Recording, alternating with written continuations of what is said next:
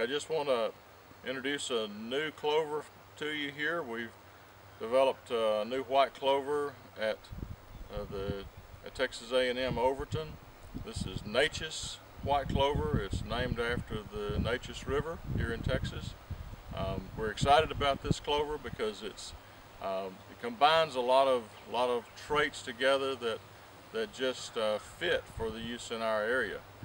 One thing we like white clover for bottomland sites because white clover does great on these wet soils. The only problem then is that sometimes in the summer these areas get hot and dry here, and we can lose stands of our white clover. We've developed Neches white clover to stand up to these conditions. As you can see, it's flowering now. Here it is in early June. It's flowering really well and has been flowering for over a month. So we're producing seed that can reseed for us. White clover can act like a perennial for us here in Texas, but it doesn't do well in our really hot, dry summers.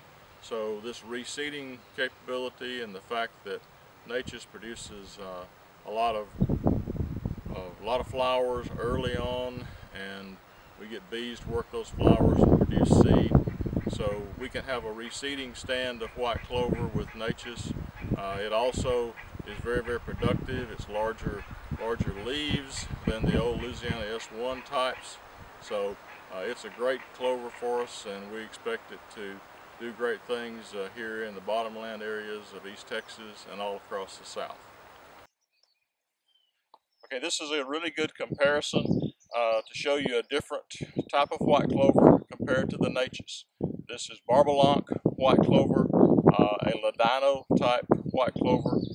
It doesn't flower early enough to produce seed that will ensure reseeding for us. That's where the Neches comes in, and that's what you saw the Neches with all the profuse flowering. As a comparison, we would estimate that this variety right now in early June would have maybe 1 or 2 seed heads per square foot, where the Neches would have 20, 30, 50 seed heads per square foot. So that just gives you an idea of what the possible reseeding would be.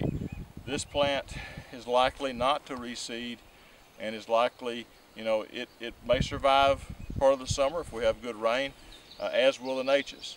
But the reseeding and the production is very, very different. Primarily the reseeding is where we would see the reseeding, and the early flowering is where we see the difference. We expect Neches to be sold this fall, in the fall of 2014.